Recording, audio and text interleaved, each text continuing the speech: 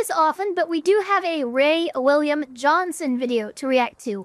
This one is called Date Got Destroyed, and it covers a criminal harassment campaign that was orchestrated by by employees involved with eBay.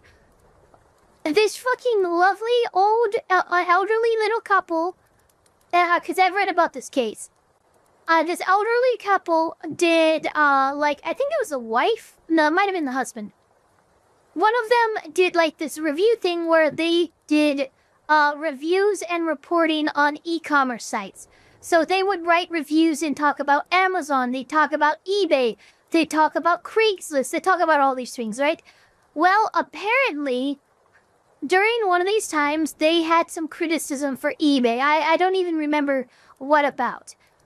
I think it was criticism for the CEO, actually, in his pay. Like, he was getting paid way too much for his position.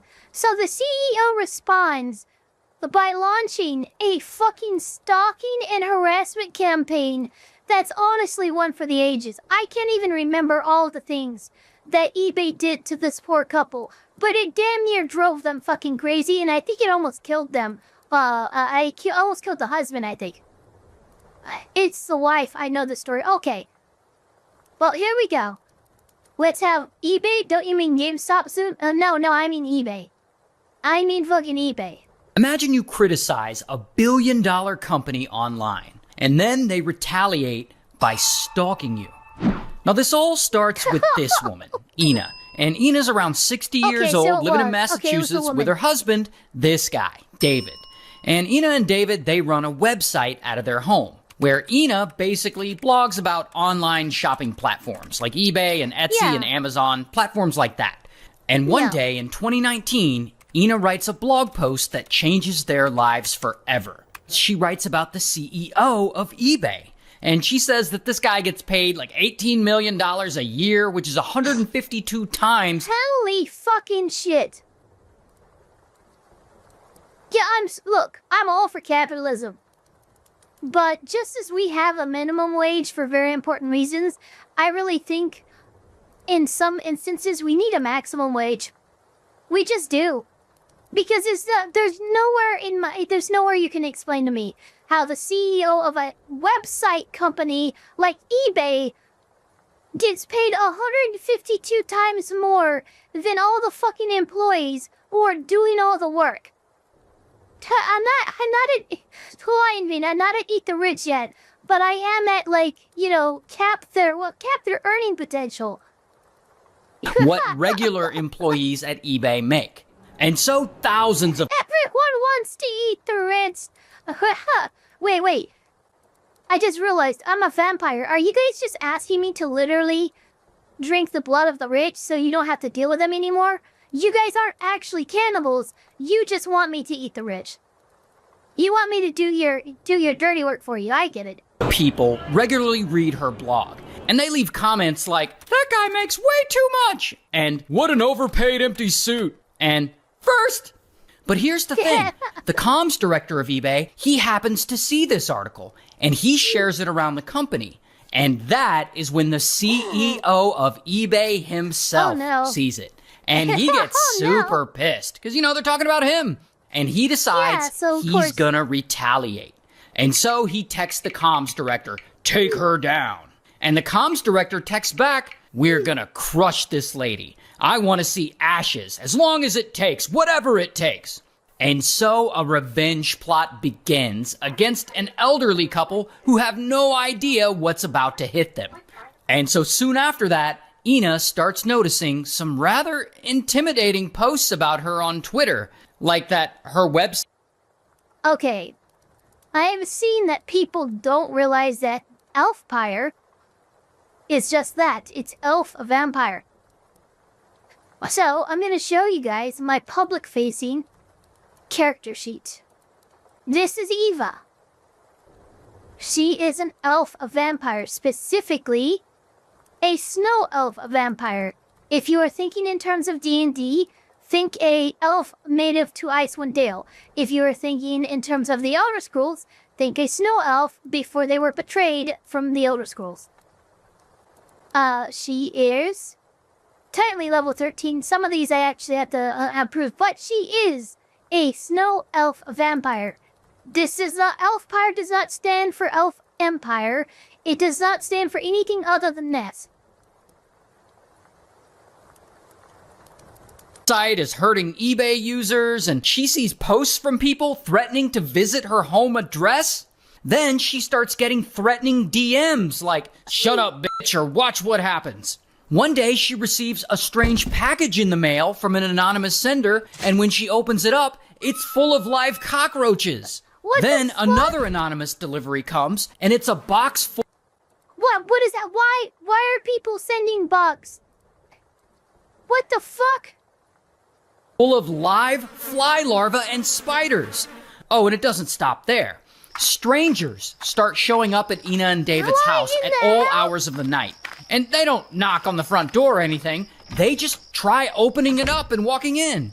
And poor Ina and David, they can't figure out why this is happening. So they go online and they find out that their home address has been posted on Craigslist in multiple ads for sex parties. Oh my god. Okay. Look, up until this point, it was getting creepy. This is D20 friendly, what? D20 friendly? What does that mean? What do you mean you're D&D friendly? What the fuck? Dude, this is crazy. Specifically inviting anyone and everyone to come right in, no need to knock. So these random people were just showing up to smash. Now at this point, Ina and David, they know something is very wrong. Yeah, so obviously. they call the police. And later, a police officer shows up to file a report. And as he's leaving their house, he sees a package on the front porch. And when Ina opens it up, she screams because she sees what looks like blood and hair and flesh. Someone had apparently sent her a pig mask. Are you kidding me? Why is it getting worse? Like the one worn by the killer in the Saw movie. And the police officer is there to witness this whole thing. Well, look, that's actually good. The police officer was actually present when some of the harassing behavior actually presented itself. So this is actually best case scenario, just in the sense that now the cops are obviously going to take this seriously. They're actually going to investigate, because the cop didn't even have time to fucking... he didn't even have time to take a report before he came out and there's another package. Then Ina gets a DM from an anonymous Twitter account. Says, "Did you get my gifts? Do I have your attention now?" Then the user posts her home address publicly. And so this online harassment, it keeps going on and on. And Ina and David still have no idea who's behind all this. Regardless, Ina doesn't shut down her website or anything like that. She refuses to be silenced. She keeps posting. And in one post, she criticizes the CEO of eBay for building a very large, expensive lounge bar on eBay's campus. And she notes his wasteful spending while eBay sellers are being charged more and more fees. And the eBay comms director sees this post, and then he gets all mad, and he texts his employees, "I want her done. She is a biased troll that needs to get burned down." So then, more of eBay's security team are directed to harass Ina and David. Bill, how can you... What, do you think you just have the fucking Pinkertons that you beck and call? That you can get your security team to harass random people? What the fuck? So things just keep getting worse.